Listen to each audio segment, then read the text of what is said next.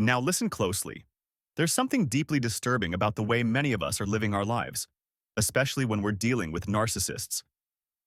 Have you ever felt that you're giving and giving and giving, but no matter how much you do, it's never enough? That's not a mistake. No, it's a pattern.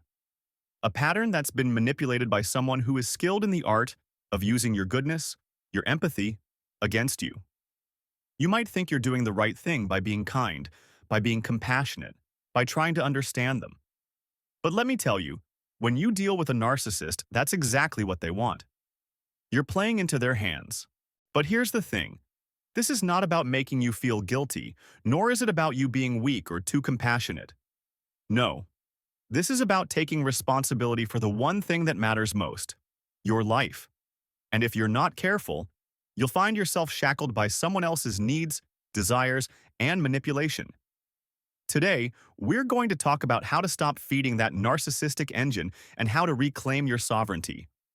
You are responsible for your life, and it's time to take control. The narcissist's manipulation tactics. You see, narcissists are not just flawed individuals, they are skilled manipulators. And if you're too kind, too empathetic, you become a perfect target for their games. They have a number of tools in their arsenal that they use to bend you to their will. One of the first things they do is love bombing. This is the sweet, intoxicating phase. They shower you with affection, praise, and attention. They make you feel like you're the most important person in the world. But don't be fooled. This is a setup. They'll keep pouring this idealized version of love on you until you begin to think that this is real, that this is how a relationship should be. But as quickly as it starts, it fades. And when it fades, that's when the true manipulation begins. They expect you to continue giving without them ever having to reciprocate. They want to be adored, but they don't give a damn about your needs. This is followed by the gaslighting. Oh, you're too sensitive? You're imagining things, you say? No, my friend, you are not. They're simply twisting your reality, making you question what you know to be true. You begin to doubt yourself, question your own sanity, and that's exactly what they want. When you're confused, you're easier to control. When you can't trust yourself, they gain power. And don't forget the guilt tripping. Narcissists are experts at making you feel like you're the one who's selfish, the one who's not doing enough. They twist the situation, turn it on you, and leave you feeling responsible for their happiness. And you'll feel it deeply because you are empathetic. But you must see it for what it is. Manipulation designed to feed their insatiable ego. Lastly, they play the victim. They will create a narrative that makes them the hero and you the villain. It's brilliant, actually. They'll make you feel like the one who's wrong, that you're the one who should be ashamed, all while they keep extracting everything they can from you. It's a toxic cycle that, unless you stop it, will keep repeating itself. So you have to ask yourself, do you want to be stuck in this vicious cycle forever, constantly giving without ever being seen or heard in return? If not, it's time to understand these tactics and stop participating in this psychological warfare. Why they take advantage of your empathy. Now, let's talk about empathy. It's one of the greatest human traits we have. It's what connects us to others, what makes us care about the world. And narcissists know this. They don't just want your attention, they want your compassion, your empathy. Why? Because they can't generate it within themselves. They need you to give it to them. And they will drain you dry, making you feel guilty when you try to set boundaries. You see, empathy is a gift. But when it's used by someone with a narcissistic agenda, it becomes a tool for exploitation. They know that you care deeply about others. They know that you want to help them, to make their lives better. And they will leverage that. They'll tell you that they're struggling, that they need you, that they're at their breaking point. And you, wanting to be a good person, want to help. But here's the painful truth. They don't need help. They just need you to be their emotional fuel. Every time you give, they take. And when you start to feel exhausted, when you start to feel like you've given everything you've got, they'll accuse you of being selfish, of not caring enough. They'll flip the script. This is how they keep you in their orbit, keep you invested in their needs and their drama. And if you keep going along with it, they win. The question you need to ask yourself is, Why are you allowing them to use your empathy against you? You're the one with the power, but you need to recognize it. You need to stop feeding the beast. It's time to take back control. The hidden power of saying no. There's a great strength in being able to say no. I understand that for empathetic people, this is a difficult thing.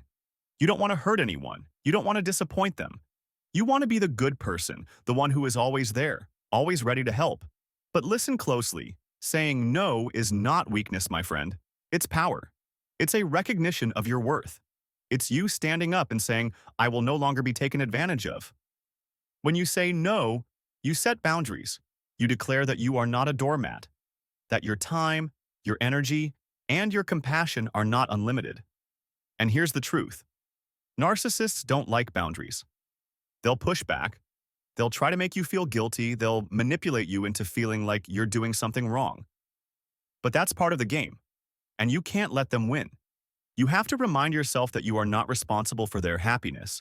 You are not their emotional caretaker. You are responsible for your own well-being, and by saying no, you are protecting it.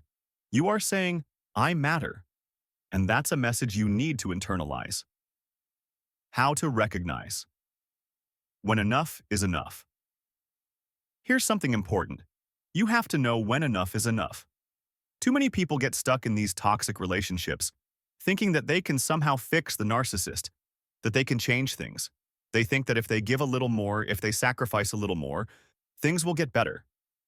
But let me tell you, no amount of giving will ever change them.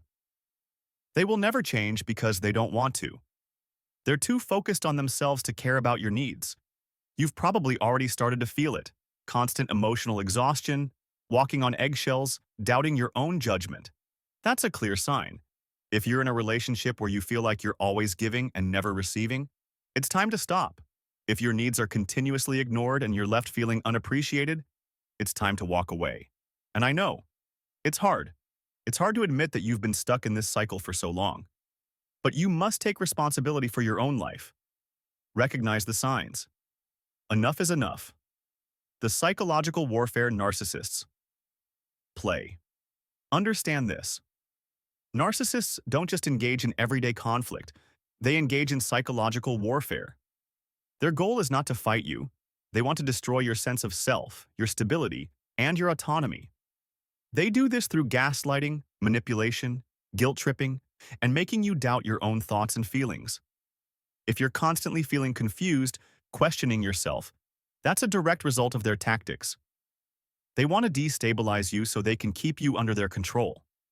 When they do this, they win. But you must refuse to participate in this psychological game. You must stay grounded. You must understand that the confusion and self-doubt they create is a reflection of their tactics, not a reflection of your truth. You have to stay strong. Walking away without guilt. Walking away from a narcissist will feel like one of the hardest things you've ever done. You'll feel guilty. You'll feel like you're abandoning them. But let me tell you this. You are not responsible for their well-being. You are responsible for your own. And if you stay, you'll keep losing yourself. Leaving a narcissist isn't an act of cruelty. It's an act of self-preservation. You have the right to protect your mental, emotional, and physical health. You have the right to create a life for yourself that is full of love, respect, and authenticity. Don't let the guilt of walking away keep you trapped. The real guilt is staying when you know it's destroying you. Reclaiming your life and moving forward. Reclaim your life. This is your responsibility.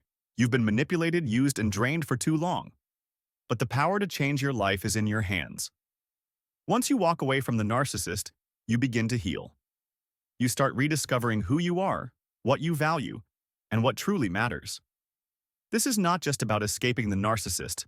It's about rebuilding your life. It's about taking back the pieces of yourself that were lost and creating a life that reflects your true self. You are not defined by your past relationships. You are defined by your actions going forward. And today, you take that first step toward reclaiming your life. You deserve peace, you deserve authenticity, and you have the power to make it happen. No one else can do it for you, only you. And that's the truth. If you keep being kind to a narcissist, they will keep taking advantage of you. They don't care about your well-being. They don't care about your sacrifices. The only person who can break this cycle is you. You have the power to set boundaries, to say no, and to walk away without guilt. And when you do, you take back control of your life.